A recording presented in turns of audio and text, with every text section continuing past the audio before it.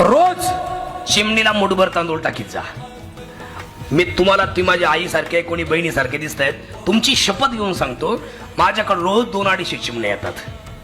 खरं सांगतो, हनुमंतराय समोर येऊन ती माझ्या आई बहिणी सारखे आहेत, रोज 2-250 चिमणे माझ्याकडे येतात रोज.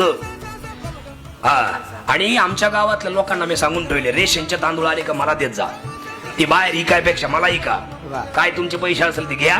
रोज चिमणीला तांदूळ टाकतो महाराज. 2015 मध्ये अरुणराव माझा ऍक्सिडेंट झाला, 3 पलट्या गाडीनं मारल्या होत्या, पण माझ्या केसाला सुद्धा धक्का नाही. हा त्या चिमण्यांचा आशीर्वाद, मुक्या पशु पक्ष्यांचा आशीर्वाद लई मोठा असतो महाराज. त्याच्यामुळे रोज तांदूळ टाके त्या चिमण्यांना. रोज तो अपघात झाला ना, तो 15 दिवस मी घराच्या बाहेर नव्हतो. त्या चिमण्या त्या खिडकीजवळ भल्याभल्याने चिवचो करायच्या. अरे आमचा मालक हाय का गेला, आहे का नाही, त्यांना कळतं.